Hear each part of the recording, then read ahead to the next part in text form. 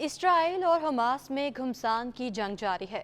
Hamas کے تباہ کن میزائل حملے کے بعد اسرائیلی فوج ایک بدمست ہاتھی کی طرح فلسطینیوں کو نشانہ بنا رہی ہے۔ غزہ کے باشندوں کے لیے اپنی جان بچانے کا واحد راستہ رفح کی گزرگاہ ہے، لیکن ان کے لیے اپنی جان بچا کر نکلنے کا واحد راستہ بھی بند ہے۔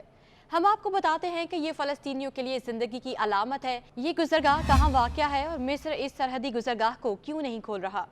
رفح کراسنگ غزہ کی پٹی کے ان باشندوں کے لیے اپنی جان بچانے کا واحد راستہ ہے جو اسرائیلی بمباری سے خوفزدہ ہیں اور یہاں سے نکل جانا چاہتے ہیں۔ یہی وجہ ہے کہ اسرائیل کی جانب سے غزہ کی پٹی پر زمینی حملے کے خدشات میں گھرے فلسطینی شہری فرار ہونے کے لیے جنوب میں واقع رفح کراسنگ پر پہنچ رہے ہیں۔ یہ کراسنگ دوہری شہریت کی حامل افراد کو غزہ سے نکالنے کے ساتھ ساتھ امدادی سامان غزہ پہنچانے کے لیے کھولی جا سکتی ہے۔ تاہم ان رپورٹس میں کراسنگ کھولنے کے ممکنہ وقت کا ذکر نہیں کیا گیا۔ رفح کراسنگ ایک سرحدی گزرگاہ ہے جو غزہ کی پٹی کے جنوب میں واقع ہے۔ یہ غزہ کی پٹی کو مصر کے صحرائی سینا سے ملاتی ہے۔ اس کے علاوہ غزہ کی پٹی میں دو اور سرحدی گزرگاہیں بھی ہیں جن کا نام ایریز اور کریم شالوم ہے۔ ان میں سے ایریز کراسنگ شمالی غزہ کو اسرائیل سے ملاتی ہے، جبکہ کریم شالوم بھی اسرائیل اور غزہ کے درمیان ایک گزرگاہ ہے، لیکن اسے صرف تجارتی سرگرمیوں کے لیے استعمال کیا جاتا ہے۔ یہ دونوں سرحدی گزرگاہیں اس وقت بند ہیں۔ حماس نے 7 اکتوبر کو اسرائیل پر ہونے والے حملے کے دوران ایریز کراسنگ کو بھی بری طرح نقصان پہنچایا تھا۔ حماس کے حملے میں 1300 سے زیادہ اسرائیلی شہری مارے گئے۔ اس حملے کے چند دن بعد اسرائیل نے اعلان کیا کہ ایریز اور کریم شالوم کراسنگ بند رہیں گی۔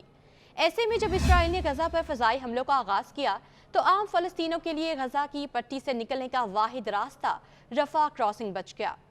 غزہ کی پٹی کو انسانی امداد فراہم کرنے کی کوشش کرنے والے بین الاقوامی ادارے بھی اس گزرگاہ کے ذریعے امدادی سامان سے لدے اپنے ٹرک غزہ کے اندر لے جا سکتے ہیں۔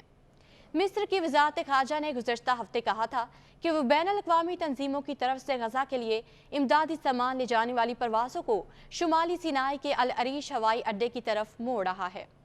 ایسی صورتحال میں غزہ کی پٹی تک ایندھن اور امدادی سامان پہنچانے کے لیے درجنوں ٹرک رفح کراسنگ کے باہر قطار میں کھڑے ہیں۔ اسرائیل پر حماس کے تازہ حملے کے بعد رفح کراسنگ سے متعلق خبروں میں تضاد دیکھا جا رہا ہے۔ اس سے پہلے یہ گزرگاہ حماس اور مصر کے کنٹرول میں تھی۔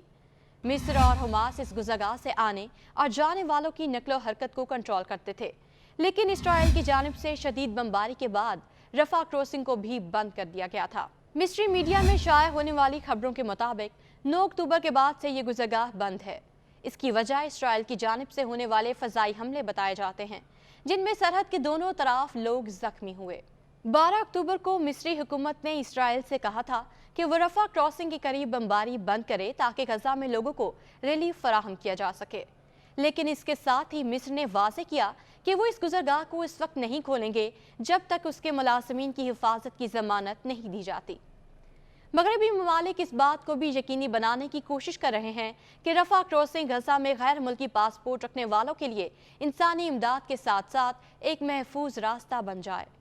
برطانوی وزیر خارجہ جیمز کلیورلی اور امریکی وزیر خارجہ اینٹونی بلنکن نے کہا کہ وہ اس گزرگاہ کو کھولنے کے لیے اسرائیل اور مصر کے ساتھ ساتھ خطے کے اہم سیاسی رہنماؤں کے ساتھ مل کر کام کر رہے ہیں۔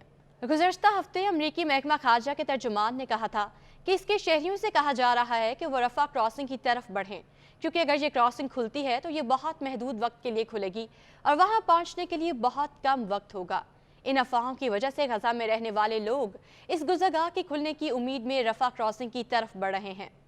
گزشتہ پیر کو کچھ رپورٹ سامنے آئی تھیں کہ جن میں دعویٰ کیا گیا تھا کہ جنگ بندی کا معاہدہ طے پانے کے بعد رفح کراسنگ کو کچھ عرصے کے لیے کھول دیا جائے گا۔ یہ خبر سن کر رفح کراسنگ کے پاس لوگوں کی بھیڑ جمع ہوتی نظر آئی ہے۔